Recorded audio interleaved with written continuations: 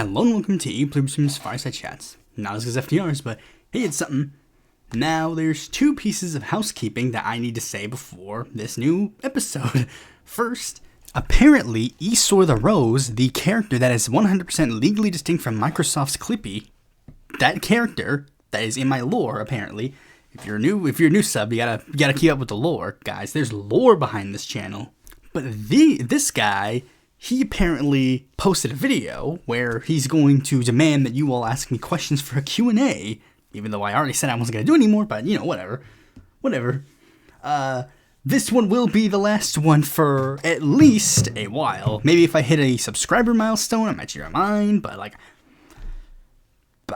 either way, yeah. And the second one is one that is not necessarily clear, that you might not know, but I'm just saying this, there's a post that I already posted that shows how the schedule is, or is supposed to be, for, the upcoming month, and if you pay attention to, the scheduling that I normally have, a video once every 2 weeks, you might be calculating and trying to figure out that I'm supposed to be, it's like, oh, well then, if that's the logic, then aren't you going to have a video out on the 4th? No, I'm not going to have a video on the 4th. My next main series video was already scheduled because I was supposed to have, if you pay attention to, the schedule, it was, July was, the first one in a while where my schedule was, 100% completely, yes, perfect. It was, July 3rd, I released my political ideology video. What is Populism was released on the 17th. Then on the 31st, I did my politics of me on Andor. And what was supposed to happen is on the 14th, I was supposed to release an episode. And then on the 28th, I was supposed to release an episode. But what ended up happening is that due to the fact that the Andor video was pretty big, and then the other 2020 Democrats video did require a lot of editing and stuff, I was like, those are two pretty big videos, and So what I did was, instead of doing one video on the 14th and then one on the 28th, I just decided to split the diff and put one video in between those dates. And if you've been paying attention, then you might realize, wait, so that means if the video's not going to come out on the 4th, that's right, guys, the video's coming out on September 11th. And, though I'm probably not up to the task, with a release date like that, there are very few subjects for me to really even talk about, especially considering apparently that episode is supposed to be a politics and media episode. So the only one I could really think of is that at some point, I've been procrastinating it for some reason, but at some point I'm gonna have to watch and then write and then of course edit and release a video about the infamous 9/11 conspiracy theory film Loose Change. I don't know if it'll really go into debunking the conspiracy theories behind 9/11 in Loose Change. Realistically, I think there's so many other fucking videos online that can really debunk Loose Change, because Loose Change is a fucking I don't know what they say in the film, but it seems, but it's okay, I know one thing, because apparently Loose Change is the film that started the whole jet. Well, I don't know if it started it, but it popularized basically a ton of 9/11 conspiracy theories, and I basically just wanted to spend some time to just shit on it again, similar to when I did that one on the American Dream film, which did a whole fucking spiel about the Rothschilds. But regardless, I just thought it'd be an interesting fun. If I did at one point think about doing a Who is Salvador Allende video on that day, but nah, not enough time. That's not enough time. This one's easier. It's basically just this video is not necessarily gonna be low effort, but it's clearly me just shitting on a bunch of 9/11 conspiracy theories. But I also did want to get a point about a message. There is one message I did want to go into it, because one of the obvious things is one of the reasons why 9/11 conspiracism became so prominent was because the government did lie about a lot of aspects, not necessarily about the attacks itself, but regarding the political situation about the attacks. These Muslims were attacking us because they were trying to defeat the American way of life, or whatever the fuck. And then also the ensuing provocation of them using the attacks to provoke us into going into Iraq and all that kind of stuff. But also there's another one, because I wanted to get into the fact like how things like this spread so easily, but things that are not necessarily as like that should be spread are spread. And if you shock about shocks, it's going to be somewhat related to another theme that I very much prevalently talk about on this channel. Okay, but regardless, that's the housekeeping, the stuff that's going to be coming up. So, but first, before we get into all that, let's get right into the news. First, there's apparently problems brewing in Mexico because here's what ended up happening. In the Mexican Senate, the leader of the PRI party, Alejandro Alito Moreno, got into a confrontation with the Senate president, Gerardo Fernandez Noroña, because they were debating, like, basically what happened is, like, because for those who don't know, America wants to invade Mexico because, you know, Trump is a fucking fascist, racist piece of shit, but, like, he's really, really mad, and apparently the Mexican right wing is just openly in favor of it. This is, like, surprising to me, honestly. This is honestly really surprising to me. Well, I mean, it's not necessarily completely surprising, but it's, like, surprising that, like, it's not even, like, they're not even hiding it, really. Like, it's not even hidden. Moreno and a prominent member of the PAN, Lily Tellez, I think it's Tellez, she went on Fox News to explicitly state that she welcomes America to invade Mexico. She just openly said it. She openly said, like, I welcome America to invade Mexico. And Alito Moreno, again, head of the PRI, here's what happened. On the Senate floor, like, they talked about it, you know, whatever.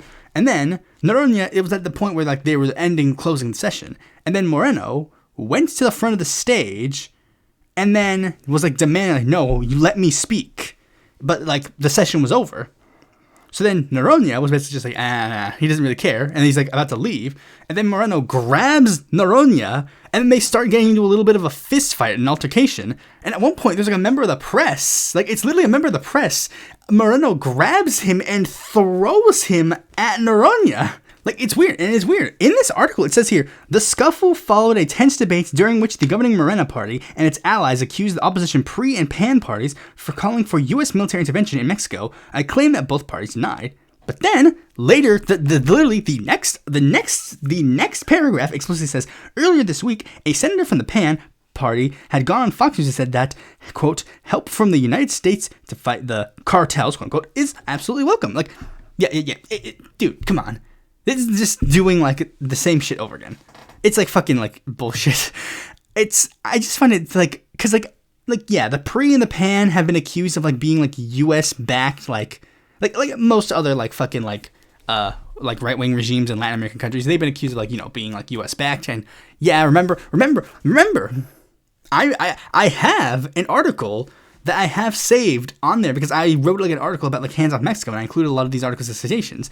And yeah, there's a lot of criticism because, you know, it's from the gray zone, but it is the thing that got the attention. But the thing is, it's like AMLO, like, released like a thing, like, he released, like, he did it during one of his press conferences. He revealed that there was, like, a leaked memo that showed that, like, American media groups were, like, going to push massively against AMLO, and they were working on behalf of the PRI, the PAN, and the PRD to join up, and, like, they were, like, we're egging them on to join a massive anti-AMLO coalition, and they're going to, like, you know, run against him in the midterms. Sure enough, what ended up happening, make big anti-AMLO coalition, ran in the midterms. Like, the whole Mexican drug war started because, you know, the PAN, which was in bed with the United States and the drug cartels, egged it on. It's very clear, like, what was going to happen. Like, they're clearly trying to, like, invade Mexico, and this has been the plan for a long time. But, like, whatever. Not much for me to say on that, except fuck anybody who thinks that invading Mexico is a good idea. Okay, so the next story is also another thing where I'm going to say fuck, like, somebody. Well, I mean, technically it's the next two stories, but, like, I might include them into one story, but they're going to be split by the two because they're two related but separate things. Okay, the first one is about the Democratic Party. Well, they're both about the Democratic Party, but, like, the first one is about a recent resolution where the DNC was going to a massive vote for a specific bill. Like, the Democratic National Committee held a panel on Tuesday, And there were two resolutions that happened during the thing. And these two big things, these are two pretty big resolutions. They did a decent amount. One of the resolutions, I think, was about, like, the primary calendar. One of the resolutions was about, like, dark money in politics, which they apparently, like, did, like, pass to some capacity. Where it's, like, apparently they're going to... I don't know the full extent about that one, but that's not the important one. What is important is that there were two resolutions that were brought forth by the Democratic Party. One by Ken Martin himself, the Democratic Party chair, and another by a group of young Democrats. I don't know if it got the endorsement of, like, the National College Democrats, but I think a lot of, like, young Democratic groups, like, I think various different groups of college Democrats backed it, but I don't think it was, like, a back by the National Organization of College Democrats. And both of these resolutions have to do with Israel.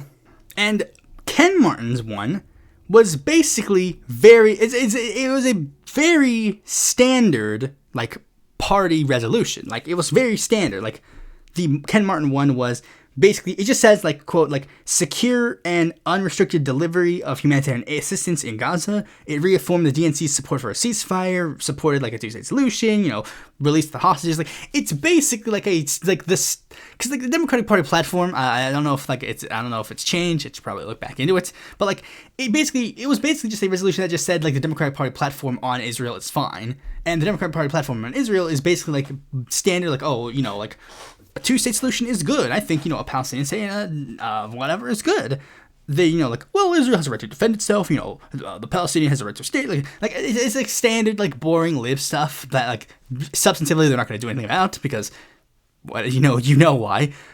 But the progressive, like, young Democrat resolution was very explicitly, it's like, it didn't necessarily change that specific part of it, but it very explicitly states, like, we will call for the release of all the hostages that are in Gaza and oppose offensive weapons to get into Israel. It would basically make the Democratic Party explicitly having part of the platform, like, they reject giving money and aid to Israel. And then naturally what happened obviously was happened. Like, the Democrats overwhelmingly, unanimously voted to, like bring Ken Martin's resolution and make it part of the platform. And then they overwhelmingly said no to the resolution for the Young Democrats. But the strangest thing was that right after Ken Martin produced that resolution, like, because one of the big things that a lot of Young Democrats even said, look, Ken Martin's resolution isn't perfect, but, you know, this is this good stepping stone where we can start, like, giving some, like, criticism and, like, blah, blah, blah. Like, they started with that. But then immediately after their resolution failed, Ken Martin immediately announced, "Oh yeah, I'm just not gonna bring that resolution. I pull the plug on that resolution, and we are instead going to have a discussion. We're going to have at some point in the future, we're going to have a discussion about, like, the Democratic Party platform and how we can handle the Gaza situation." Like it says here, I know that there are some who are interested in making changes today, but as we've seen, there's a divide in our party on this issue. This is a moment that calls for shared dialogue. It calls for shared advocacy, and that's why I've decided today, at this moment, listening to the testimony and listening to the people in our party, to withdraw my amendment and resolution. And you wonder why the Democrats fucking fail. Ken Martin, the same day this came out, I saw a fucking new article on the news where it said, like, Ken Martin's like, I am sick and tired of Democrats taking pencils to knife fights. It's like, that's what you just fucking did. That's what you did. You brought it. He couldn't even stand on his own backbone and back his own fucking resolution. Young Dems literally said, like, Ken, your resolution isn't great, isn't perfect, but, you know, we're willing to give it a shot, at least if we're going to, like, bring, like, a broader, like, ideological blah, blah, blah. But he's not even going to work with that. He's not even going to give, like, the fucking, like, baby boring resolution a chance. It's like, wow. Oh my goodness. Like, Ken Martin can seriously at this point go fuck himself. I mean this in the most genuine sense. This dude is a fucking loser. I'll just say it. Fuck Ken Martin. Fuck Ken Martin. Ken Martin is a fucking loser. I said this before, and I'll say it again. Ken Martin is a fucking loser. Oh my goodness. Like, Keith Ellison. Like, I shouldn't have listened to Keith. I'm sorry. Keith gave me an L this time. I love Keith Ellison to an extent, but, like, come on, dude. You should have fucking ran. You wouldn't fucking, like, kowtow like this. Fuck off. Like, oh my goodness. I really cannot fucking fathom. Like, Ken, literally, bullshit, go fuck yourself, dude. Literally, I literally just tried to get my money back from Ken Martin. It's like, oh, well, we can't process your refund. It's like, oh, well, yeah, of course not. I only give him $5 fucking bucks, but it's like, yeah, whatever. I feel fucking like, why did I even remotely trust this fucking loser for anything? Fuck off, dude. Fuck you. Like, the fact that I literally thought that this dude would be anything remotely different, would he have a spine for once? Oh my goodness, like, just that fucking move on its own is just fucking stupid. Like he can't even maintain his own fucking backbone, and he's like, I'm tired of Democrats, like, being weak. It's like, that's what you fucking did, you fucking coward. Like, seriously, Dems, like progressive Dems right now, like, if you want to do anything, vote of no confidence in Ken, get him out, put someone else in. Maybe with my next news story, I might actually have been like, with the next news story that I'm gonna do, maybe I was wrong, and fucking Ben Wickler had a bigger balls than fucking Ken Martin did. Like, Ken Martin really seemed like he was just different. He really did, because he had, like, the endorsements of, like, a lot of the progressive people, like, and he did things that even Ben Wickler was fucking didn't do. But, like, it seems like, at the very least, like, and it's all because of when I just move on to the next story, because this is another thing. It's just showing, like, the fucking failure of the Democratic Party. Okay. This is a big one. Okay, so Taylor Lorenz released an article, and the article goes into explicit detail about how a dark money group is secretly fundraising high-profile Democratic influencers. An initiative aimed at boosting Democrats online offers influencers up to $8,000 a month to push the party line. All they have to do is keep it secret, and the agreement restrictions on their contract. Okay, it basically goes on to say, like, there's a group called Chorus, which is run by Brian Taylor Cohen, that's been bankrolling a bunch of prominent Democratic, like, influencers online. Like, and it's like, there are like 90 or so people that are apparently part of this group. I don't even fucking, like, know enough about it, because, like, and it just says, like, yeah, a lot of these people, like, whatever. It's bankrolled by a prominent liberal dark money group called the 1630 Fund. And this is the thing that really, like, bugs me. Like, this is the thing that really, really fucking bugs me about this one. Okay. This is the biggest thing that really fucking bugs me. I say that literally as I literally just looked at a fucking, like, because, like, one of the big things about this is, this is a thing I've said, like, years ago. Like, I said this at the immediate, I don't know if I said this in the immediate aftermath of 2024, or if it was, like, the lead up to 2024, or if it was, like, the last one of the year. But, like, this is the big thing I pointed this out. So, it, like, name drops a couple of prominent people it name drops a couple of creators on this list. And this article name drops Olivia Johnson, and I don't think it name drops him, but apparently that fucking, like, the guy, like, that black, like guy who acts like really gay, like, Bernie Sanders is so fucking white, I can't believe it. Like too raw, too real, that fucking loser. Apparently he's part of this group. And the biggest name that was brought up, and this was, I think, I don't know if it explicitly said Brian Taylor Cohen, but, like, the name that really caught my eye was the fact that David Pakman was part of the plan. And, like, I don't, like, this is the thing. Some people are surprised about this. There really shouldn't be. Like, they really shouldn't be. David Pakman, like, literally, a similar thing happened, like, a while ago, because it was literally said, like, prominent Democratic influencers were invited by Joe Biden to the White House during his, like, last week in office. Too Raw, Too Real was invited. David Pakman was invited. They were invited, explicitly, they were invited to the White House, and they had, like, a fun, like, nice time talking to Joe Biden. But the first thing I want to say is this. This shows an absolute failure on the Democratic Party's influencer plan. And here's why.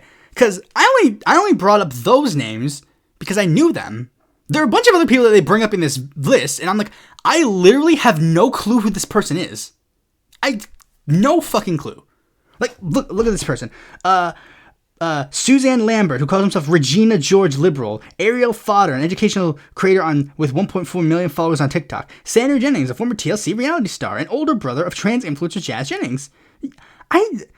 Lee McGowan, who goes by online moniker Politics Girl. I don't know who, like, Barrett Adair, a content creator who runs an American Girl doll themed pro DNC meme account.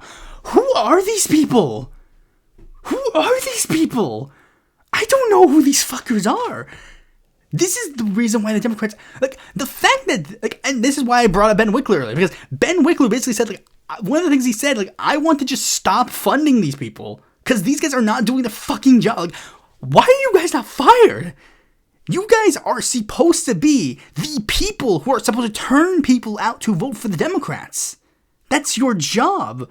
And it's clearly not working. I want to meet the fucking person who says that they were encouraged to vote for fucking Kamala Harris because they saw some fucking loser do an American Girl doll themed DNC thing. You are fucking stupid. And it's clearly not working. And I brought it up a million years ago, and I'm bringing it up again on why it doesn't work. Because these guys have nothing. David Pakman has nothing to run on. His spiel is Democrat Party good. That's what Two Raw Two Reels like thing is. His is Democrat Party good. There is nothing. All he does is like shit on a Jewish man all day. That's what he does. He gets his jollies shitting on a Jewish man all day because that's all he knows what to do. That's all he knows what to do. And like, look, if he's just some random fucking loser on Twitter, then that's one thing. But it's like, you are getting paid by the Democratic Party to do this? One of the big things a lot of people point out is that a lot of these accounts also don't talk about Palestine. But that's not true. David Pakman talks about Palestine all the time. David Pakman supports the Palestinian genocide. He does. Like, he just does. There's no ifs, ands, buts. Like, he's made multiple videos about, like, how, one, like, this is the thing. I made a video about David Pakman long ago, before this happened. And there's even one thing I said, I think I said it in that video as well, which I can't even really say anymore. Because, like, okay, so David Pakman, he gets everything wrong in foreign policy because he expresses the neoliberal, like, foreign policy. You know, Venezuela bad, ignore all the evidence. Bolivia bad, ignore all the evidence otherwise. Israel's actually the good guys, ignore all the evidence otherwise. He does talk about Palestine. He talks about wanting them fucking dead. That's what he talks about. He talks about that. He gets shit online. Like, he also talk about, like, I don't talk about Israel-Palestine as much because whenever I do, people get really mad at me. It's like, yeah, no fucking shit, because you're, like, openly advocating for the murder of children. Like, wow, what a concept. People are mad at you for saying, like, I, David Pakman, support the murder of all these brown children. Nah, that has way too much personality. It'd be more like, I think that all the Palestinian babies should be murdered. That's even way too much fucking personality for them. But, like, again, and there's even a thing I praised him for at one point. I don't remember where, but it's like, even I can't use that because, like, he literally told a story online about how he was offered money to be a Republican, and now people are like, oh, well, that doesn't work no more because he was offered money to do a thing and whatever. And this is the thing, because some people want to point out, like, because there's, like, a lot of ifs, ands, or buts that a lot of people like to do for this. Because, like, one of the big things is, like, people want to, like, do, like, oh, well, no shit, they're getting paid to not talk about Palestine. It's like, a lot of these guys are like, no, actually, we don't have any, there's nothing in our contracts that say, like, we don't explicitly can't talk about Palestine or blah, blah, blah. It's like, no, that's not the point. That's not the point. That's not the point. That's not the point. That's not the point. That's not the point. As Noam Chomsky once said, that's not how it works. Noam Chomsky got into an interview with a guy, and the guy's like, so you're telling me I'm getting paid to say things? He's like, I'm not saying that. I think you believe every single word you say, but my problem is, if you weren't saying that, you wouldn't be where you are. And that's true. It doesn't matter. David Pakman believes every single thing he says. I think Olivia Johnson believes every single word that she says. I think they all genuinely believe every single thing they say.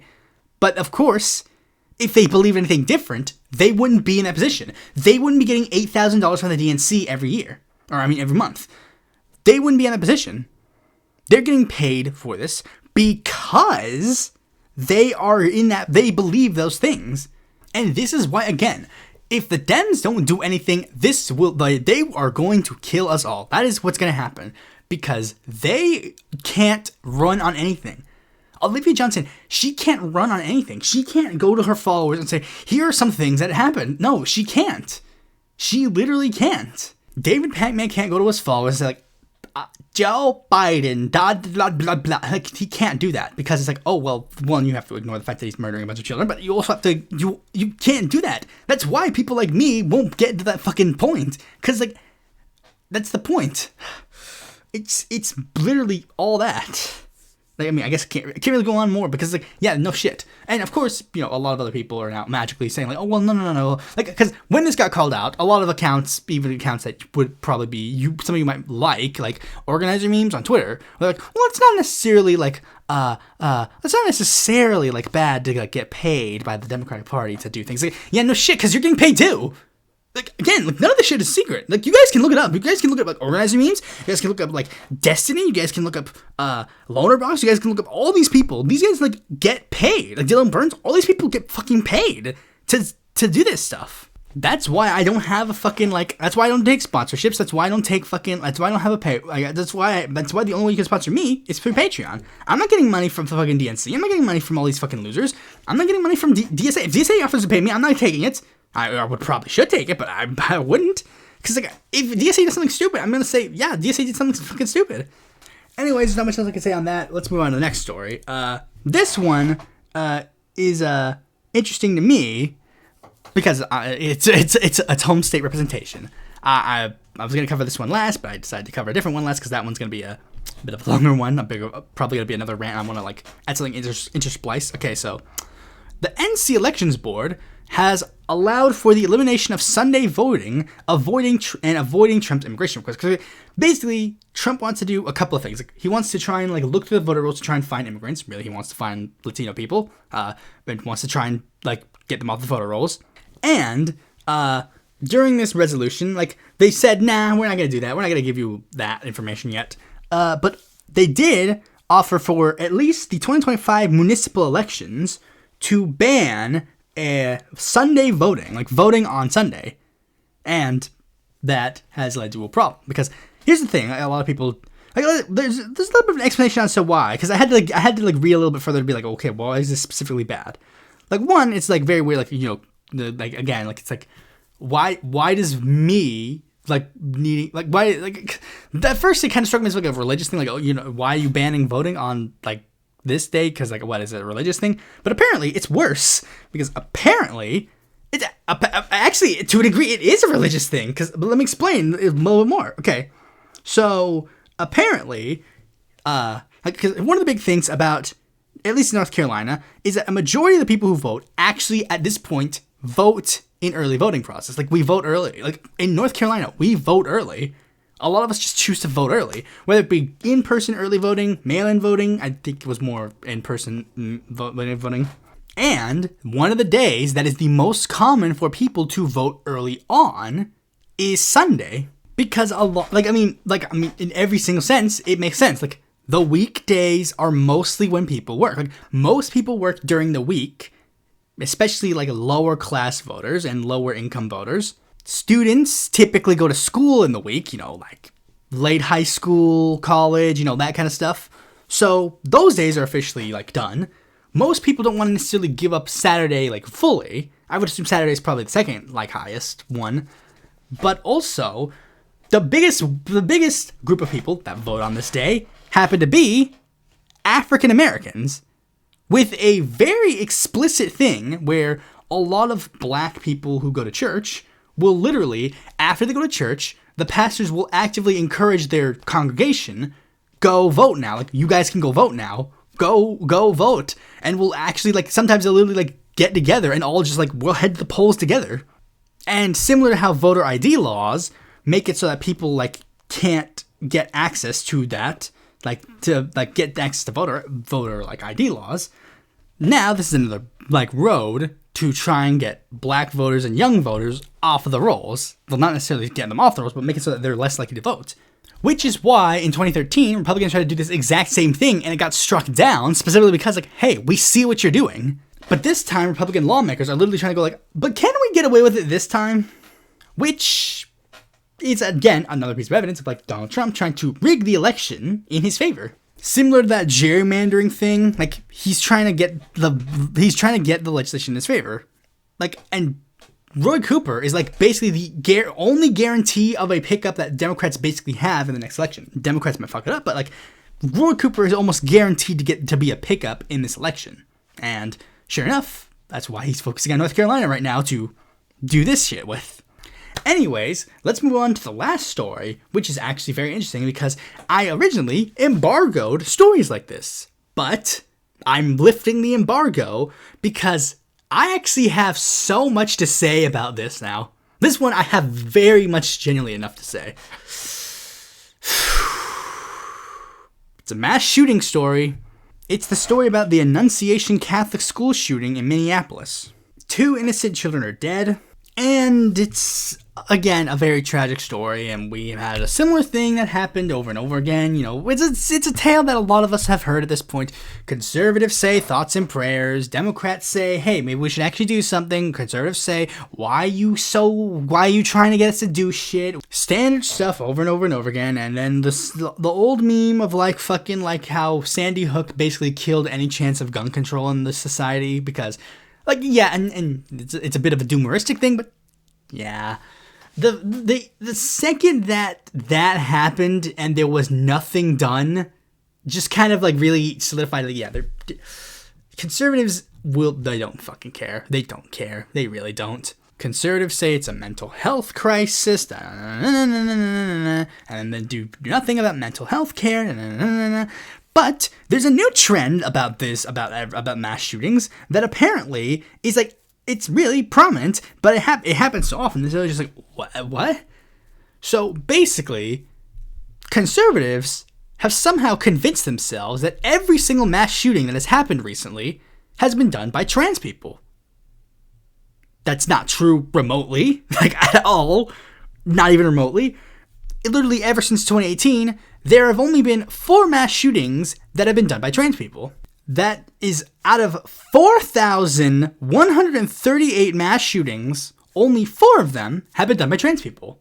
And literally, there is only one other example I could think of before that. Literally, I could only think of 5 examples. Like the 4 that have happened since 2018 and 1 that happened in 2017. Although I don't know if that 5th one is like explicitly, like I'll probably get into it a little bit later. You'll see what I mean when I talk about it. So basically, conservatives have been literally convincing themselves that every single mass shooting ever since, I don't know when, they've somehow convincing themselves that literally every single mass shooting has been done by a trans person. Even though literally, again, not true. Literally, of the many, many mass shootings that have happened in a long time, a lot of them are not trans. But like, and even more interesting is like they're hyper focusing on the fact that the person who did this, because at first the first thing I wanted to figure out is like, is this person trans? And yeah, that's why they're in the 4, like they're number 4. This person was seemingly trans. Okay, so let me explain. So the individual who did this, I'm not naming their names. I refuse to name drop them, even though I could. We all know their names right at this point. I refuse to name them, but like they attended this school and graduated in 2017. They allegedly, at one point, seemed to legally change their name from a masculine-sounding name to a feminine-sounding name in 2019. However, in journals before the incident, they had expressed interest in no longer being trans, saying that they never brainwashed themselves in this sort of thing. Going on to write, quote, I don't want to dress girly all the time, but I guess sometimes I really like it. I know I am not a woman, but I definitely don't feel like a man. But there is another thing that is of note, where they posted a couple of YouTube videos before the incident, and they were explaining like a lot of their beliefs in regards to a lot of things. They were like basically exploiting their entire plans, and they showed a lot of very interesting statements, including many anti-Semitic, anti-Catholic, and racist phrases, calling for the assassination of a certain political figure. You know, the one that's like trying to pretend he's not on the Epstein list, that one. Expressing sympathy for many other far-right, like, mass shooters in the past, and openly expressing support and saying that they support a right-wing like gun channel called Brandon Herrera, like that guy. I think his YouTube channel is called the AK guy, and he tries to pretend like, oh well, I don't like this guy, I don't like this fucking person, I don't like them. But it's like, well, I liked you. That's not the part that's important. It is, like, of course you're gonna say that you fucking like didn't support them because they just fucking killed some people. I'm pretty sure this is like the second incident that happened where a person was a fan of this guy or was a fan of like a right-wing gun channel. And no shit, like, a person who is into guns is going to possibly do a mass shooting. Like, no shit. Like, clearly they want to ignore all of these incidents and want to hyper-focus on that. Like, they're even going to the point where literally they'll, like, post pictures of, like, the gun that they possibly used in the incident and take the phrase of them expressing disappointment in a certain political figure. They'll take that quote and be like, how can you claim that this person's far right? It's like, so you're admitting Donald Trump is far right then? Like, what? Conservatives will then cry about, like, oh, there's a mental health issue. Like, of course, like the trans woke mind virus is, like, making these children mentally ill. Like, doing all this, like, blah, blah, blah, blah, blah, blah, blah. Like, all this bullshit. Like, they're doing this all, like, they just, like, you are fucking stupid. Well, no, they're not stupid. They know what they're doing. They know what they're doing. Because, I'll just get to the thesis. Conservatives caused this mass shooting. I'll say it. I'll fucking say it. Like, the fact that they're going to hyper-focusing on the 4 trans people who committed a mass shooting, of all of them, and are going to say, we need to do this, we need to do this. Like, because basically, like, the thesis is, like, they need to, like, trans people can't have guns. Like, that's basically the big thesis. Like, and, of course, like, some people want to say, like, oh, well, isn't that a little hypocritical? No, fuck it. No, this isn't hypocritical. This isn't hypocritical. Conservatives don't see trans people as people. That is not the thing. That's not the thing. That is not the problem. They do not see trans people as people. That's how they make it so that they can say that trans people can't have guns, but every single bumfuck redneck who literally doesn't even know how to fucking pee in his, like, fucking cock, like, pee anything. He doesn't know how to fucking do anything except for, like, filleting some fucking, like, rich New Yorker who's, like, just exploiting everything about them. Like, that's how they're able to do that. Because it's like, white people are people to them. No one, if you're not a white man, you are not a person to them. That's how Reagan was able to convince himself, oh yeah, white people can have guns, but like when the Black Panthers, when they get guns, oh no, we gotta stop that. That's literally, the first gun control laws in the United States were done to black men who were free because they were worried that those guys were going to lead a slave rebellion. That's how they're able to have it in their mind, like, trans people can't have guns, but every single white guy can.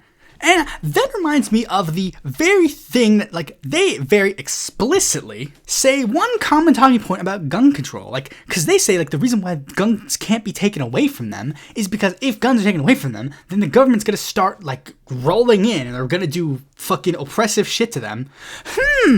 Methinks they're doing some projection. I recall that there was this guy, propaganda guy from, like, this little known Austrian guy, you probably don't know him, who literally said the same thing, where it's like, we say one thing and then do the thing that we, like, you say, like, fuck, oh my fucking god. New York Post fucking posted, like, a thing, like, demonic, this rabid trans maniac murdered these children.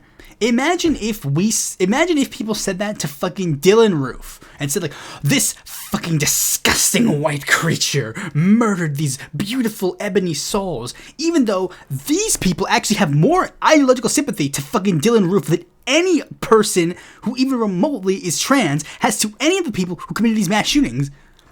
This trans person who committed this mass shooting was a literal fucking Nazi. The average trans person I have seen and interacted with are literally the fucking most anti-fascist people on the fucking planet. Meanwhile, literally, people who, beat for beat, believe every single thing Dylan Roof did, and somehow it's like, no. I was literally able to convince white family members that Dylan Roof wasn't racist. That actually happened. I posted a picture of, I sent a picture of fucking Dylan Roof and said, like, are they racist because they're fucking, like, Confederate flag waving people? And they're like, no, he's not racist. Like, this guy literally murdered a bunch of black people. But I said a very hyperbolic thing that I still haven't really explained. Conservatives caused this mass shooting. Yes, I stand by the statement. You could quote me on that. You could be like, oh, this crazed leftist YouTuber says that conservatives caused the mass shooting. Yes, you did. You did. And I know this because that's what you're trying to do again. You conservatives are they've not only caused every single one of these trans mass shootings before, but they're going to cause more. Because one of the big things that they've been doing for this recent thing is that they've been trying to convince everybody that the reason why they did this is because trans acceptance, like, somehow trans acceptance is the thing that caused this to happen. Like, allowing them to go into their delusion has allowed them to go crazy, mentally ill, and no, that's not what happened. In every single one of these instances, that didn't fucking happen. Like, first of all, the 2022 Colorado Springs nightclub shooter, them being lumped into being a trans mass shooter, is kind of half bullshit. Because, I mean, okay, that's a little bit of a here and there. Because, like, that's a little bit of a touchy subject. Okay. If we are to take them at their word, then at best, they struggled with their gender identity. Because there is literally not a single instance of the Colorado Springs mass shooter saying that they were non-binary until they got caught and their lawyer said it on the stand. That's the first and last time that them being referred to as non-binary has been a thing. Every news organization said, like, we're not entirely sure if that is it. None of the evidence that we have ever pulled up has ever concluded to have come to this conclusion. But for the sake of respecting their pronouns, we will use they, them pronouns. But realistically, they just said that to avoid a fucking hate crime charge. That's what happened. But again, we're going to take them at their word. At best, they struggled with their gender identity, which makes sense considering Colorado Springs is a red area in Colorado. Interesting. One of the 2019 STEM mass shooters, like STEM School Highlands Ranch shooters, like, they explicitly stated their motives that the reason why they did the mass shooting was because they were getting bullied because they were trans. That's what happened. They were getting bullied for being trans, and that's what led them to do the shooting. Like, it's similar to, like, previous school shootings where, the person gets bullied, like, a person gets bullied and they want to get revenge of the bully. But then that spirals into them going on to a rampage to go further beyond, like, to reject society as a whole. Like, society failed me, so I have to do everything in my power to, like, stop society or whatever. The 2023 Nashville shooter also seemed to struggle with their gender identity and they took their frustrations out on a Christian school that they used to go to in their community, and like that was their whole thing. Like, they were like, Christianity is like affecting me and harming me, and like Christian nationalism is like doing this, blah blah blah blah blah, and like they were clearly like rejecting that and took their anger out on people who did not deserve it. Like, the people did not deserve it, and that's the thing. That's a big ultimate problem with a lot of these mass shootings. They take their there are people who are angry, mentally, like, anguished. They need help. They need assistance. They need things that we won't fucking give them, even though we could give them mental health care. We could give them, like, ways to help their mental condition, but that's not going to happen. Like, as long as the right wing exists, it's not going to happen. And what the Nashville shooter did seems to be what this shooter did. That's what seems to be what this shooter did. They were struggling with their identity, and they took their frustrations out on a group that didn't deserve it. Like, they were mad at the Christianity that they grew up in that was oppressing them and causing them to struggle with their identity. And they took that frustration out on people who did not deserve it. The innocent children who have done nothing wrong except go to a school that their parents forcibly groomed them into going to. And for a little bonus, because I mentioned it earlier, I have to mention the one other mass shooting that wasn't that. It's a little here and there. So this one I have to go by the name of the mass shooter because, I really have no option. But there was a person by the name of Randy Stair, and they had a YouTube channel where they like posted like videos like, supporting like Ember Island. Like they were like fantasizing about the character Ember from Danny Phantom. But in their personal life, they seemed to also be struggling with their gender identity. Like, they didn't like being born. They were born a man, and they did not like that. They wanted to have the soft skin of a girl. They wanted to have the curves of a girl. They wanted to be a girl. Clearly, that was one of their big things. And one of the things that they were able to convince themselves with, due to their declining mental health and other aspects, was that if they died, they would be reincarnated. Their ghost form would be that of Ember. Like, they would be a form similar to Ember. But they Randy also hated, they hated trans people. But, see, and look at the common theme. The common theme of all of these incidents is that they were oppressed for their identity. They were struggling with it because their identity was not accepted. And that led to them declining in their mental health, led to them falling down rabbit holes. Like, most people who fall into these rabbit holes usually grow in admiration of other mass shooters, like the Columbine shooters. Some of them fell into like far right rabbit holes, and some of these communities kind of interlink with each other. Like, a lot of far right people just unironically like mass shooters for some reason. But, like, they fall down these rabbit holes due to their declining mental health, and all this stuff happens, and, like, they just go, like, they fall down this rabbit hole, and it just, when clearly, in almost every single one of these instances, the solution to the problem would have been to, 1, prevent these people from getting access to guns, 2, have better, like, ways to deal with mental health, and 3, actually, like, in the case of, like, their gender identity, acceptance of trans people.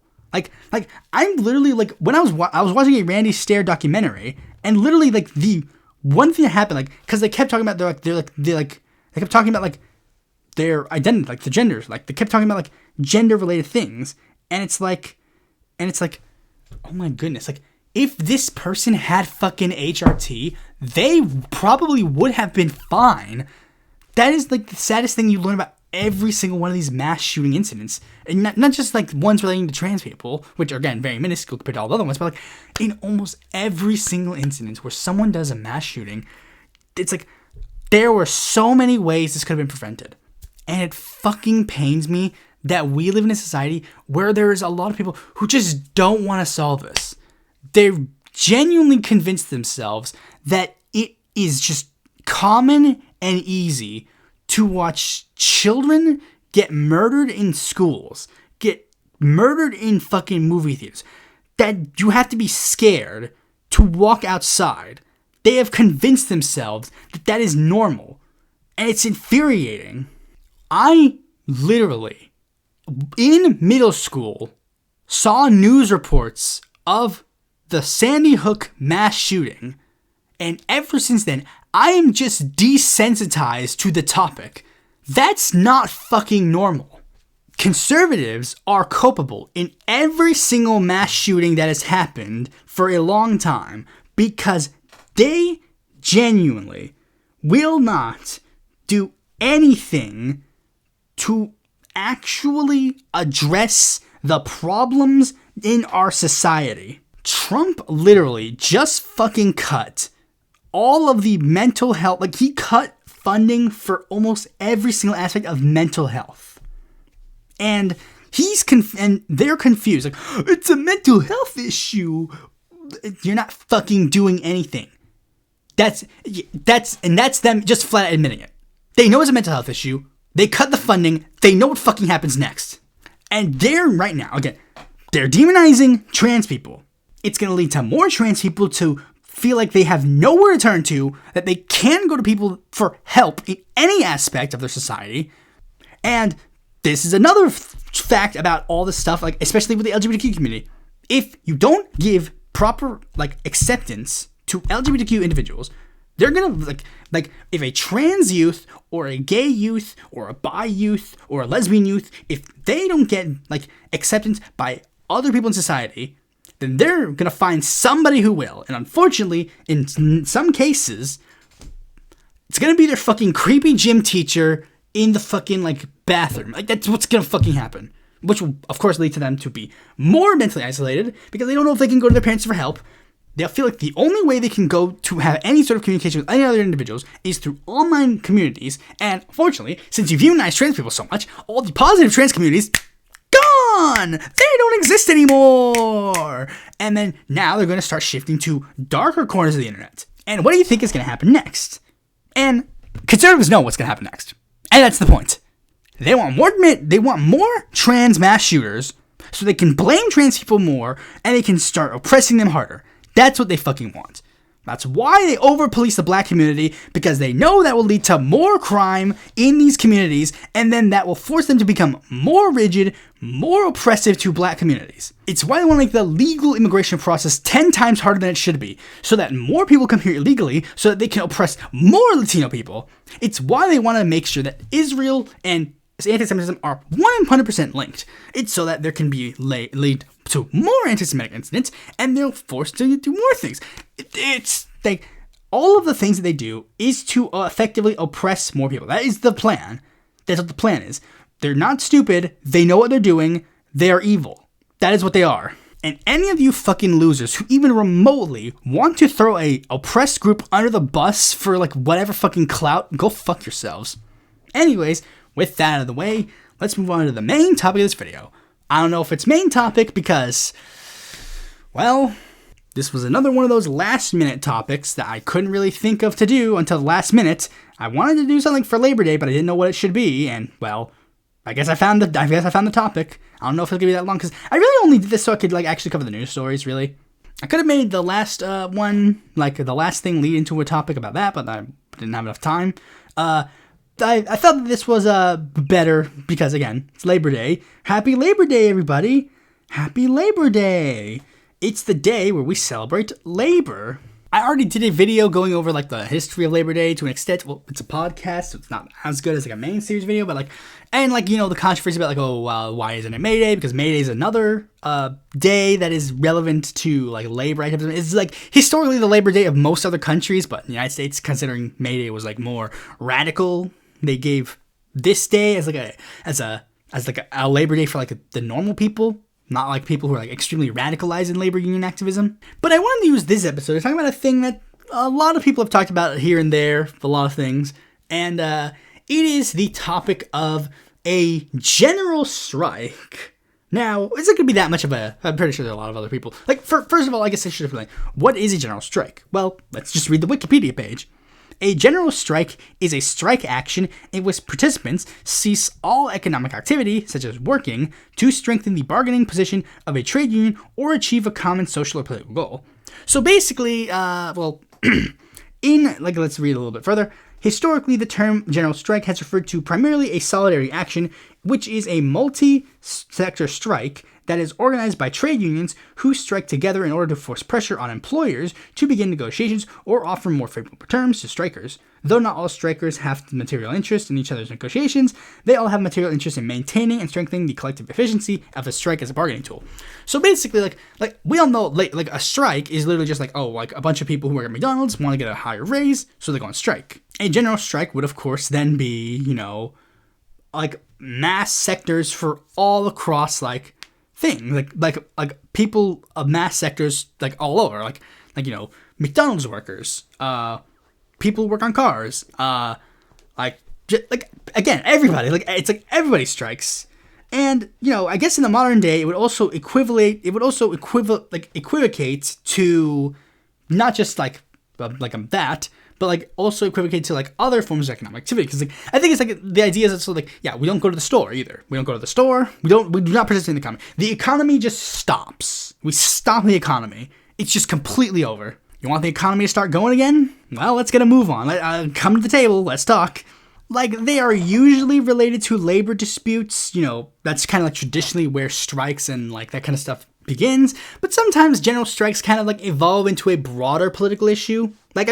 There are a couple of on the wiki page, it has the 1926 United Kingdom General Strike as the front page, the front one, the one that they talk about here, and it's a pretty prominent one. It's got it had around 1.5 to 1.75 million people participating in that strike. Lenin's rise in Russia is generally attributed to apparently a general it started as a general strike and then evolved into further beyond that. There was a 1936 general strike in Palestine that led to widespread political unrest. The Iranian Revolution, to an extent, began as sort of general strikes. There was a planned general strike in Japan in the immediate post-war, where 2 point something million workers. Let me see, I got the number right here. It's 2,400,000 government workers, because and he Douglas MacArthur he stopped that because he's this is definitely gonna fuck us over bad. This is gonna fuck us over bad, and that's one of the big things that a lot of people as I mentioned with a couple of these things, oh wait, the Russian Revolution started as a general strike, the Iranian Revolution started as a general strike. A general strike in Japan was so scary that Douglas MacArthur literally had to call it off because he's this could fuck us over bad, which has led to a lot of lefties kind of go a general strike doesn't sound that bad of an idea. A general people a general strike could potentially be the start of a broader political movement. Or I don't know if it's the start, maybe it might be the climax. Regardless, they're a general strike could be big. It would be big. It would be big, especially considering how big it is. How big is a general strike? And a lot of lefties do advocate for a general strike. The first time I've really seen a general strike like really like advocated for a lot is from the Revolutionary Black Hat Network. I guess I have to give them credit for that. But unfortunately, a lot of people were not necessarily the biggest fans of the Revolutionary Black Hat Network, because, especially considering they usually brought up general strike as a antithesis to electoral activism. And I'm not necessarily like general. Like, I mean, look, it's not necessarily that I am against the idea of a general strike in general, but these guys were not doing a good job at expressing the support for general strike. They started a general strike like podcast, like he started a podcast specifically to talk about like a general strike, like a potential general strike, like organizing a general strike. That's what the podcast was pitched as. And the podcast just essentially says like AOC and Bernie Sanders are Zionist shills. It's like, look, if you want to organize a general strike, do that. I even said at the time, like, look, if you want to do that, do that. But like at that point, just don't talk about electoralism anymore. Like, you're just going to turn off people from joining your general strike if you're going to endlessly just shit on Bernie Sanders and AOC, especially if you're not even going to talk about the Republicans or whatever. And another reason, like, I mean, and it's in the thumbnail, you might see it, but there's a tweet by Nina Turner, because Nina Turner has been talking about general strike. But unfortunately, again, similarly to the Revolutionary Black Hat Network, they're not really talking about it in any sort of actual, like, substantive way. Because, like, it's because, like Gavin Newsom is doing the fucking, like, gerrymander thing. And she's like, instead of Democrats doing this, they could help organize a general strike. And that's like, and of course, then people start shitting on Nina Turner. Like, Nina Turner, you're fucking stupid. How could you blah, blah, blah. Like, they're just shitting on her. Like, yeah, just tweeting general strike, that's definitely going to help, like, stop the Republican Party from gerrymandering and ruining the entire fucking thing. And then Nina Turner gets into an argument about that. And that's the point about that. It's like, that argument eventually just boils down to that. And it's like, and the fact that Nina Turner had to keep bringing this up kind of made me had to rethink something. Because, like, there's one thing that a couple of people don't necessarily remember, don't necessarily know. I don't know why you guys don't know this. Is like a pretty big deal when it happened. And it's one big thing for all those people that like talking about general strike. It's like, guys, Nina, Revolutionary Black Hat Network, guys, everyone, shut up. Listen for a second. You guys don't have to tweet about, like, oh, the Democratic Party needs to organize a general strike or blah, blah, blah. You guys don't need to do that. There's already one planned. You guys know this, right? Like, guys, you know that there is a general strike already planned. It's in motion, ready, and it's calling for you guys to come and support it, right? Like, you guys know this, right? Like, I mean, you guys clearly aren't using your fucking, like, you know, like, just using this as a virtue signal, right? Like, you guys know that there is one plan, right? Like, yeah. Remember, guys. Yeah, people forget. Like, remember. Some people might not remember this, but, like, you should remember this. Like, remember in 2023 when the United Auto Workers did a big strike? Like, remember that? You guys remember that? Well, one of the big things that Sean Fain did during that strike was that when he negotiated the contract so that the contract would end on May 1st of 2028. That was one of the big things that he did when he did that. And then, almost immediately afterwards, he actually started formulating a plan. Like, he explicitly called it Plan 2028, later redubbed May Day 2028, where he's literally trying to organize a general strike. He's literally told unions, hey, guys, unions, if you're renegotiating your contract, renegotiate your contract so that it ends on May 1st, 2028. Like, literally, on the website. I have the website right here. There's like a specific website specifically for this. After the historic success of the stand-up strike in 2023, UAW President Sean Fain called on the rest of the labor movement to join our union in preparing for a strike on May Day 2028. May Day is the International Workers' Day, and it is our opportunity to create a crisis for the billionaire class to win more for all of us. We know that when workers align in their fights for the same timeline, we will have more leverage than we do alone. What if we didn't do that in the corporate chain or one union, but across the country in the labor movement? Now is the time to get ready for the creation of a crisis for the bosses. Literally, guys, remember this. He was organizing all this shit when Kamala was the enemy. When he was brought to the Democratic National Convention, he had this shit planned.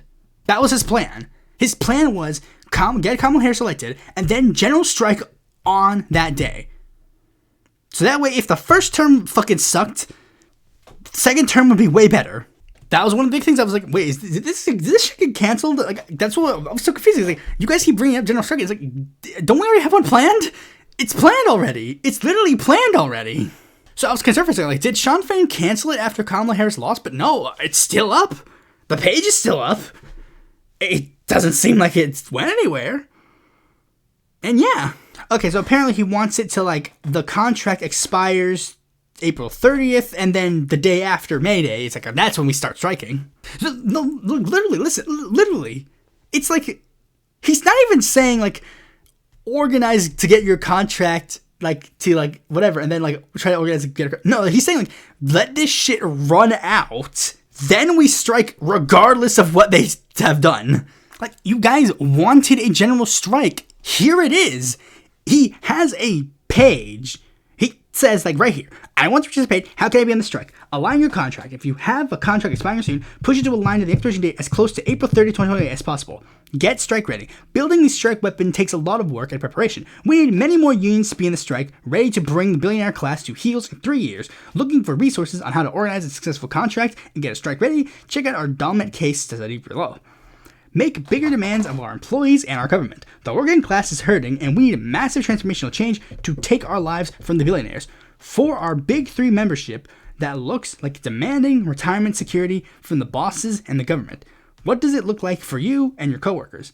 Find your shared enemies. The billionaires use divide and conquer tactics to keep us smaller and weaker. Who can you link up with who has the same target? How can you work together between now and 2028 to build power to organize the community? Organize. The labor movement is the smallest it has ever been. Not in a union? Form one. Be part of the fight for the future of the working class. Are you an auto worker who wants to join and organize? Join our union. Together we have so much power that we do alone. We have 3 years to do the work to show the bosses hell. Let's get to work. He is explicitly calling for a general strike. If you guys give a shit, you would be tweeting this link. You would be going everywhere, be like, this guy. You need to do everything in our power. And guys, they're scared. They're scared. The GOP, everyone is scared. We know this because, remember, I covered a news story not long ago about how the UAW was trying to get rid of fucking Sean Fain. And their bullshit reasons are literally him cleaning the union. That's literally what it is. They're scared because he has a backbone. That's why Donald Trump, and that's why he wheels up fucking Sean O'Brien to, like, be the fucking scab. That's why Sean O'Brien is, like, giving a bunch of money to, like, Republican candidates. That's what he's doing. Because he knows that if Sean O'Brien and Sean Fain work together, that shit will break. Sean O'Brien is a scab. He is trying to get him to turn down the union efforts. This is what you guys wanted, right? You guys wanted this, right? So you should get organizing. If you're in a union, bring them up and tell your union head, hey, there's this general strike on May 1st of 2028. Let's get involved with this. That's what he wants. He remember, a general strike, it's not just United Auto Workers. He needs, if you're in a big union, try to get the top of the union. If you're in the United Farm Workers, I mean, fucking United Farm Workers, get involved in this shit. Like, I put them in the background. They're not involved with it, as far as I know. But, like, if you're in the United Farm Workers, you'd be like, hey, hold on a second. This is actually a good idea. Let's get them involved. United Farm Workers, you guys literally had one of your own members fucking murdered by the Trump administration. Show them, give them hell by joining this general strike. Like, you guys want a general strike so bad. Here it is. Join it. Now. I mean this. I mean, whatever my employment status is in fucking May 1st, 2008, I'm doing the strike regardless of if I'm in a union, if I'm doing it singularly, I'm just finding whatever fucking, like, organization is doing the fucking union and just joining their picket efforts. Like, generally, at that point, just fucking, yeah, just do it. And that's the point. Like, your bullshit tweeting of AOC on Twitter, like, AOC is a bot shill, or like Bernie Sanders is like a Zionist shill or whatever. Like, all that shit is nonsense. That's nonsense. That is nonsense. Like, you saying that and then going like, oh, general strike. No, fuck that. No, focus on the general strike. Like, if you don't like AOC or Bernie Sanders, shut up about them. Just shut up about them. Just shut the fuck up about them. Genuinely. Shut the fuck up about, like, everything else. Focus your entire attention on general strike. If you think a general strike is the one and only effort and the only thing that we can do to save this nation, save the working class, save the people, join it. Join it now. Get actively involved. It would be, it is literally what you guys want. What you guys want, your ideologically want, everything. It's so genuinely everything that we want and need of this thing. And again, it gives massive props to Sean Fain. Sean Fain was preparing this shit if Kamala Harris was the president. Now Trump is the president. So that means we have to work 10 times harder to make sure that this message actually gets heard. Or maybe this is just this was just preparation for in case Trump won. I don't know. Like I think he was gonna do it regardless. He did a strike during the Biden administration. Yeah, no shit. He was gonna do it regardless. but like the point is, yeah, we need to do this. If you want, and that was one of the big things I said like in the last year, like after the what now? What next? Yeah, remember there's like a fucking labor strike that's going on. Like big strike. Literally. It is so honestly strange that out of all this talk of general strike, this is not brought up. Because again, a lot of these guys don't fucking care. Because whatever. If you literally. And that combined with all the economic problems that are going to happen with the Trump tariffs or whatever, with all the Trump economic policies, that shit is going to like I mean, not necessarily to make this a thing, not necessarily to make this into a like Democratic Party shill whatever like thing, but like if this happens and AOC runs for president in that election, I think the U.S. will probably be very ready to adapt into a socialist nation. And this is where I'm gonna have to talk about like guys, because like I'm gonna be real. I don't know how many of you guys are in a union. I don't know, whatever. Like I don't know how many of you guys are in a union, but I'm gonna ask about the people who are involved in Sean O'Brien's union, the Teamsters. Like, guys, if you're a Teamster, I mean, I guess I can't really. I was gonna say like, if you're a Teamster, leave the union and go join like another union, but it's like I don't necessarily know like if you got. I don't know necessarily how like I don't know necessarily like if that's an option. Like it's not an option, probably not. But if you're a Teamster, you should probably get Sean O'Brien out of there. Sean Fain is the way to go. Sean Fain is the based one.